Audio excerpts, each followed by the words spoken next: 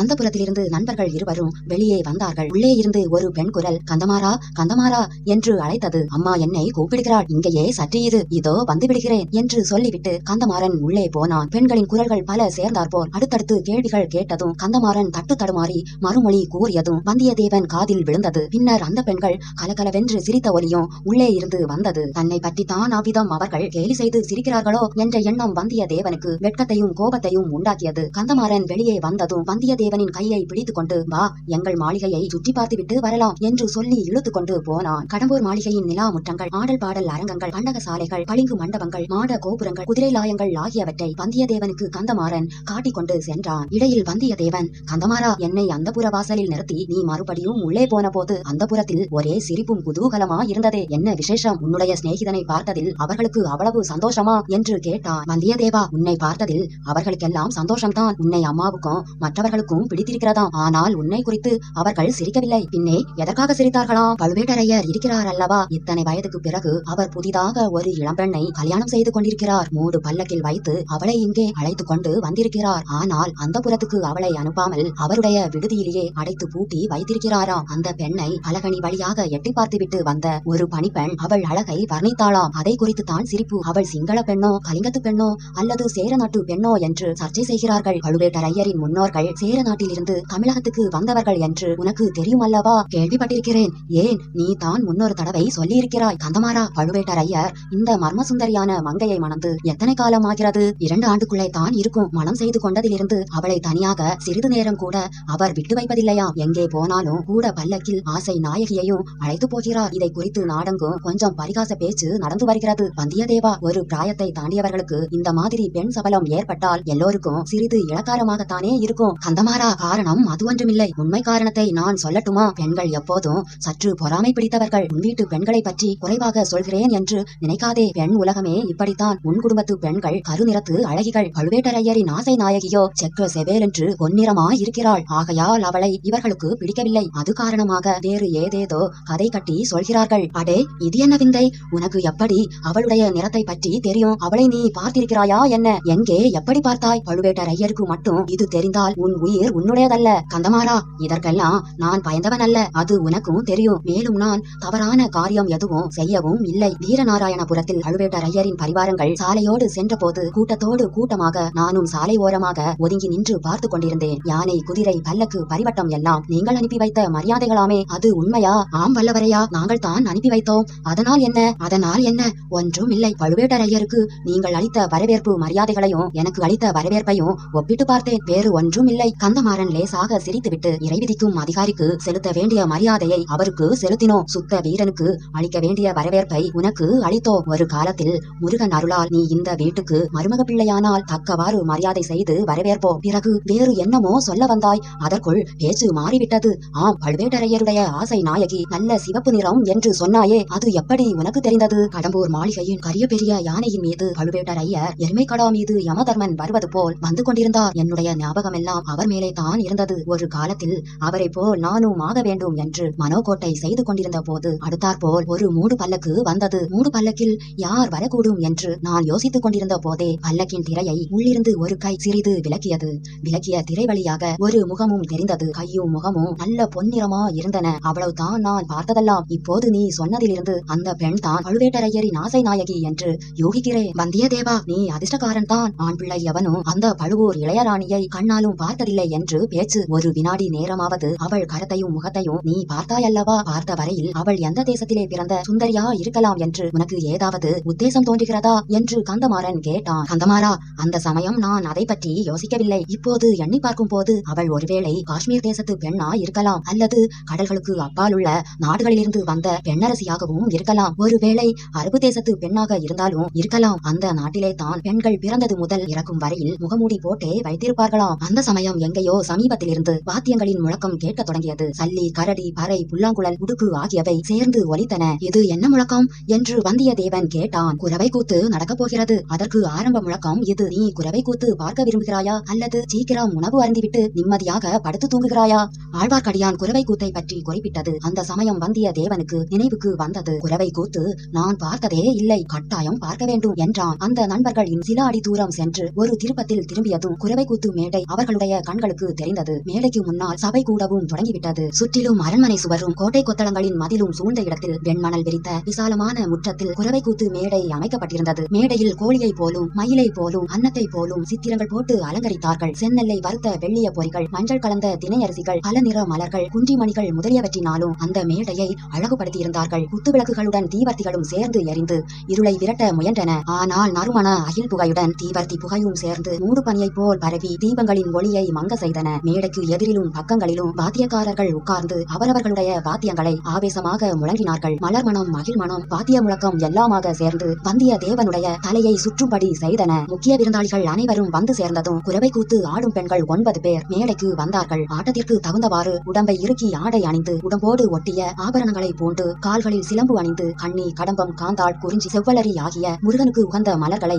அவர்கள் சூடியிருந்தார்கள். இந்த மலர்களினால் கதம்பமாக தொடுத்த ஒரு நீண்ட மலர் மாலையினால் ஒருவரை ஒருவர் பிணைத்துக் கொண்டவாறு அவர்கள் மேடையில் வந்து நின்றார்கள். சிலர் கைகளில் சந்தன மரத்தினால் செய்து வர்ணம் கொடுத்த அழகிய பச்சை கிளிகளை லாபகமாக ஏந்தி கொண்டிருந்தார்கள். சபையோருக்கு வணக்கம் செய்துவிட்டு பாடவும் ஆடவும் தொடங்கினார்கள். முருகனுடைய புகழை கூறும் பாடல்களை பாடினார்கள். முருகனுடைய வீர செயல்களை பாடினார்கள். சூரபத்மன், கஜமுகன் முதலிய அசுரகணங்களை கொன்று கடல் நீரை வற்ற செய்த வெற்றிவேலின் திறத்தை பாடினார்கள். தேவலோகத்து கன்னியர் பலர் முருகனை மணந்து கொள்ள தவம் கிடந்து வருகையில் அந்த சிவகுமாரன் மண்ணுலகத்தில் தமிழகத்துக்கு வந்து காட்டில் திணைப்புனம் காத்து நின்ற மலைக்குறவர் மகளை மணந்து கொண்டதை புகழ்ந்து பாடினார்கள். வேலவனுடைய கருணை திறத்தை கொண்டாடினார்கள். இத்தகைய பாடலும் மாடலும் பறை ஒலியும் குழல் ஒலியுமாக சேர்ந்து பார்த்திருந்தவர்களை எல்லாம் வெறி கொள்ள செய்தன. பசியும் பிணியும் பகையும் அழிக என்ற வாழ்த்துக்களுடன் குரவை கூத்து முடிந்தது. பெண்கள் மேடையில் இருந்து இறங்கி சென்றார்கள். பின்னர் தேவராளன், தேவராட்டி என்னும் ஆடவனும் பெண்ணும் வேலநாட்டம் ஆடுவதற்காக மேடை மீது வந்து நின்றனர். அவர்கள் இரத்த நிறமுள்ள ஆடைகளை உடுத்தியிருந்தனர். செக்க சிவந்த இரத்த நிறமுள்ள செவ்வலரி பூமாலைகளை சூட்டிக் கொண்டிருந்தனர். நெற்றியில் செந்நிற குங்குமத்தை அப்பிக் கொண்டிருந்தனர். அவர்களுடைய வாய்களும் வெற்றிலை பாக்கு மென்றதினால் சிவந்து இரத்த நிறமாக காணப்பட்டன. கண்கள் கோவை பழம் போல சிவந்திருந்தன. முதலில் சாந்தமாகவே ஆட்டம் ஆரம்பித்தது. தனித்தனியாகவும் கைகளை கோர்த்து கொண்டு ஆடினார்கள். நேரமாக ஆக ஆட்டத்தில் வெறி மிகுந்தது. மேடையில் ஒரு பக்கத்தில் சாத்தியிருந்த வேலை தேவராட்டி கையில் எடுத்துக்கொண்டாள். தேவராளன் அதை அவள் கையில் இருந்து பிடுங்க முயன்றான். தேவராட்டி தடை செய்தாள். இறுதியில் தேவராளன் மேடை அதிரும்படியாக பெரிய குதி குதித்து பெரிய தாண்டாள் தாண்டி தேவராட்டி கையில் இருந்த வேலை பிடுங்கிக் கொண்டான். தேவராட்டி அந்த வேலை கண்டு அஞ்சிய பாவனையுடனே மேடையில் இருந்து இறங்கிவிட்டாள். பிறகு தேவராளன் தனியே மேடை மீது நின்று கையில் வேல் பிடித்து வெறியாட்டம் ஆடினான். சூரன் முதலிய அசுர கணங்கள் தவிடு பொடியாகி விழுந்தன. அறுக்கப்பட்ட சூரன் தலை திரும்ப திரும்ப முளைத்தது. முளைக்க முளைக்க வேலனுடைய உக்கிரம் அதிகமாக வளர்ந்தது. அவனுடைய கண்ணில் இருந்து தீப்பொறி பறந்தது. கடைசியில் சூரபத்மன் இறந்து விழுந்தான். தேவராளனும் கைவேலை கீழே போட்டான். இப்போது மற்ற வாத்தியங்கள் எல்லாம் நின்றுவிட்டன. உடுக்கின் சத்தம் மட்டும் கேட்டது. மேடைக்கு அருகே நின்று பூசாரி ஆவேசமாக உடுக்கு அடித்தான். தேவராளன் உடம்பில் ஒவ்வொரு அணுவும் பதறி ஆடியது. சன்னதம் வந்துவிட்டது என்று சபையில் ஒருவருக்கொருவர் மெதுவாக பேசிக் கொண்டார்கள். சிறிது நேரத்துக்கெல்லாம் பூசாரி ஆவேசம் வந்து ஆடிய தேவராளனை பார்த்து, வேலா, முருகா, தேவசேனாதிபதி, கந்தா, சூரசம்காரா, அடியார்களுக்கு அல்வாக்கு சொல்ல வேண்டும் என்று வேண்டிக் கொண்டான். கேளடா, சொல்கிறேன், என்ன வேண்டுமோ கேள் என்று சன்னதம் வந்தவன் கூவினான். மழை பொழியுமா, வெள்ளம் பெருகுமா, நாடு செழிக்குமா, நினைத்த காரியம் கைகூடுமா என்று பூசாரி கேட்டான். மழை பொழியும், வெள்ளம் பெருகும், நாடு செழிக்கும், நினைத்த காரியம் கைகூடும். ஆனால் என் அன்னைக்கு நீங்கள் பூசை போடவில்லை. துர்க்கை பலி கேட்கிறாள், பத்திரகாளி பலி கேட்கிறாள், மகிடாசுரனை வதைத்த சண்டிகேஸ்வரி பலி கேட்கிறாள் என்று சன்னதக்காரன் ஆவேசத்துடன் நாடிக்கொண்டே அலறினான். என்ன பலி வேண்டும் என்று பூசாரி கேட்டான். கேட்டால் கொடுப்பீர்களா என்றான் வெறியாடியவன். கொடுப்போம், கட்டாயம் கொடுப்போம் என்றான் பூசாரி. மன்னர் குலத்து ரத்தம் கேட்கிறாள், 1000 கால அரசர் குலத்து ரத்தம் கேட்கிறாள் என்று வெறியாடியவன் கொடூரமான பயங்கர குரலில் கூவினான். மேடைக்கு முன்னால் வீட்டிருந்த பழுவேட்டரையர், சம்புவரையர், மழவரையர் முதலிய பிரமுகர்கள் ஒருவருடைய முகத்தை ஒருவர் நோக்கினார்கள். அவர்களுடைய செக்க சிவந்த வெறி கொண்ட கண்கள் சங்கேதமாக பேசிக் கொண்டன. சம்புவரையர் பூசாரியை பார்த்து தலையை அசைத்து சைகை செய்தார். பூசாரி உடுக்கு அடிப்பதை நிறுத்தினான். வெறியாட்டமாடிய தேவராளன் அடியற்ற மரம் போல் மேடை மீது விழுந்தான். தேவராட்டி ஓடி வந்து அவனை தூக்கி எடுத்துக்கொண்டு போனாள். சபை மௌனமாக கலைந்தது. வெளியில் எங்கேயோ தூரத்தில் நரிகள் ஊளையிடும் சப்தம் கேட்டது. இத்தனை நேரம் பார்த்து கேட்டவற்றினால் பரபரப்புக்கு உள்ளாகியிருந்த வந்தியத்தேவன் நரிகள் ஊளையிடும் சப்தம் வந்த திசையை நோக்கினான். அங்கே அந்த மாளிகையின் வெளிமதில் சுவரின் மீது ஒரு தலை தெரிந்தது. அது ஆழ்வார்க்கடியானுடைய தலைதான். ஒரு நொடி வந்தியத்தேவன் பயங்கர உணர்ச்சிக்கு உள்ளானான். ஆழ்வார்க்கடியானுடைய தலையை வெட்டி அந்த மதில் மேல் வைத்திருந்தது போன்ற பிரம்மை உண்டாகியது. கண்ணிமைகளை மூடி திறந்து பார்த்தபோது அந்த தலையை அங்கே காணவில்லை. அத்தகைய வீண் சித்த பிரமைக்கு தான் உள்ளானது குறித்து வெட்கமடைந்தான். இதுவரை அனுபவித்து அறியாத வேறு பல வகை உணர்ச்சிகளும் அவன் உள்ளத்தை கலங்க செய்தன. குரவை கூத்துக்கும் வெறியாட்டத்துக்கும் பின்னர் வந்திருந்த விருந்தினருக்கு பெருந்தர விருந்து நடைபெற்றது. வல்லவரையனுக்கு விருந்து ருசிக்கவில்லை. அவன் உடம்பு களைத்திருந்தது, உள்ளம் கலங்கியிருந்தது. ஆயினும் அவன் பக்கத்தில் இருந்த அவனுடைய நண்பன் கந்தமாறன் அங்கிருந்த மற்ற விருந்தாளிகள் யார் யார் என்பதை பெருமிதத்துடன் எடுத்து கூறினான். பழுவேட்டரையரையும் சம்புவரையரையும் தவிர அங்கே மழப்பாடி தென்னவன் மழவரையர், குன்றத்தூர் குளத்தூர் பெருநில கிழார் மும்முடி பல்லவரையர் தான் தொங்கி கலிங்கராயர் வணங்காமுடி முனையரையர் தேவ சேனாதிபதி பூவரையர் அஞ்சாத சிங்கமுத்தரையர் இரட்டைக்குடை ராஜாளியார் கொல்லிமலை பெருநில வேளார் முதலியோரை இன்னார் என்று கந்தமாறன் தன் நண்பனுடைய காதோடு சொல்லி பிறர் அறியாதபடி சுட்டிக்காட்டி தெரியப்படுத்தினான். இந்த பிரமுகர்கள் சாமானியப்பட்டவர்கள் அல்ல, எளிதாக ஒருங்கே சேர்ந்து காணக்கூடியவர்கள் அல்ல, ஒவ்வொருவரும் குறுநில மன்னர்கள். இவ்வளவு முக்கியமான சோழ சாம்ராஜ்ய பிரமுகர்கள் எல்லோரையும் ஓரிடத்தில் பார்த்தது பற்றி வல்லவரையன் நியாயமாக மகிழ்ச்சி கொண்டிருக்க வேண்டும். ஆயினும் அவனுடைய உள்ளத்தில் மகிழ்ச்சி ஏற்படவில்லை. இவ்வளவு பேரும் எதற்காக இங்கே கூடியிருக்கிறார்கள் என்ற எண்ணம் வந்தியத்தேவனுக்கு அடிக்கடி தோன்றியது. ஏதேதோ தெளிவில்லாத சந்தேகங்கள் அவன் உள்ளத்தில் தோன்றி அலைந்தன. மனதில் இத்தகைய குழப்பத்துடனேயே வல்லவரையன் தனக்கென்று கந்தமாறன் கொடுத்திருந்த தனி இடத்தில் படுக்க சென்றான். விருந்தினர் பலர் வந்திருந்தபடியால் வல்லவரையனுக்கு அம்மாபெரும் மாளிகையின் மேல் மாடத்தில் ஒரு மூலையில் இருந்த திறந்த மண்டபமே படுப்பதற்கு கிடைத்தது. வல்லவரையா, நீ மிகவும் களைத்திருக்கிறாய், ஆகையினால் நிம்மதியாக படுத்து தூங்கு. மற்ற விருந்தாளிகளை கவனித்துவிட்டு நான் உன் பக்கமே வந்து படுத்துக் கொள்கிறேன் என்று கந்தமாறன் சொல்லிவிட்டு போனான். படுத்தவுடனே வந்தியத்தேவனுடைய கண்களை சுழற்றி கொண்டு வந்தது. மிக விரைவில் தூங்கிவிட்டான். பொருளில்லாத, அறிவுக்கு பொருத்தமில்லாத பல பல நிகழ்ச்சிகள் கனவாக வந்தன. எங்கேயோ வெகு தூரத்திலிருந்து நரி ஊளையிடும் சப்தம் கேட்டது. ஒரு நரி 10 நரியாகி 100 நரியாகி ஏகமாக ஊளையிட்டன. ஊளையிட்டுக் கொண்டே வந்தியத்தேவனை நெருங்கி நெருங்கி வந்தன. காரிருளில் அந்த நரிகளின் கண்கள் சிறிய சிறிய நெருப்பு தணல்களைப் போல் ஜொலித்துக் கொண்டு அவை அணுகி வந்தன. மறுபக்கம் திரும்பி ஓடி தப்பிக்கலாம் என்று வந்தியத்தேவன் பார்த்தான். அவன் பார்த்த மறுதிசையில் 10,100,000 நாய்கள் ஒரே மந்தையாக குறைத்துக் கொண்டு பாய்ந்து ஓடி வந்தன. அந்த வேட்டை நாய்களின் கண்கள் அனல் பொறிகளைப் போல் ஜொலித்தன. நரிகளுக்கும் வேட்டை நாய்களுக்கும் நடுவில் அகப்பட்டுக் கொண்டால் தன்னுடைய கதி என்னவாகும் என்று எண்ணி வந்தியத்தேவன் நடுநடுங்கினான். நல்ல வேளை, எதிரே ஒரு கோயில் தெரிந்தது. ஓட்டமாக ஓடி திறந்திருந்த கோயிலுக்குள் புகுந்து வாசற் கதவையும் தாளிட்டான். திரும்பி பார்த்தால் அது காளி கோயில் என்பது தெரிந்தது. கொடூரமாக வாயை திறந்து கொண்டிருந்த காளி மாதாவின் சிலைக்கு பின்னால் இருந்து பூசாரி ஒருவன் வெளியே கிளம்பி வந்தான். அவன் கையில் பயங்கரமான வெட்டறிவாள் இருந்தது. வந்தாயா, வா என்று சொல்லிக்கொண்டு பூசாரி அருகில் நெருங்கி நெருங்கி வந்தான். நீ பிறந்த அரச குலத்தின் வரலாறு என்ன? எத்தனை ஆண்டுகளாக உன் குலத்தினர் அரசு புரிகின்றனர்? உண்மையை சொல் என்று பூசாரி கேட்டான். வானர் குலத்து வல்லவரையர் 300 ஆண்டுகள் அரசு புரிந்தவர். என் தந்தையின் காலத்தில் வைதும் பறையர்களால் அரசை இழந்தோம் என்றான் வந்தியத்தேவன். அப்படியானால் நீ தகுந்த பலியல்ல, ஓடிப்போ என்றான் பூசாரி. திடீரென்று காளிமாதாவின் இடத்தில் கண்ணபெருமாள் காட்சியளித்தான். கண்ணன் சந்நிதியில் 2 பெண்கள் கையில் பூமாலையுடன் ஆண்டாள் பாசுரம் பாடிக்கொண்டு நடனமாடினார்கள். இதை வல்லவரையன் பார்த்து பரவசமடைந்திருக்கையில் அவனுக்கு பின்புறத்தில் கண்டோம் கண்டோம் கண்ணுக்கினியன கண்டோம் என்ற பாடலை கேட்டு திரும்பி பார்த்தான். பாடியவன் ஆழ்வார்க்கடியான் நம்பித்தான். இல்லை, ஆழ்வார்க்கடியானுடைய தலை பாடியது. அந்த தலை மட்டும் பலிபீடத்தில் வைக்கப்பட்டிருந்தது. இந்த காட்சியை பார்க்க சகிக்காமல் வல்லவரையன் திரும்பினான். தூணில் முட்டிக்கொண்டான். கனவு கலைந்தது. கண்கள் திறந்தன.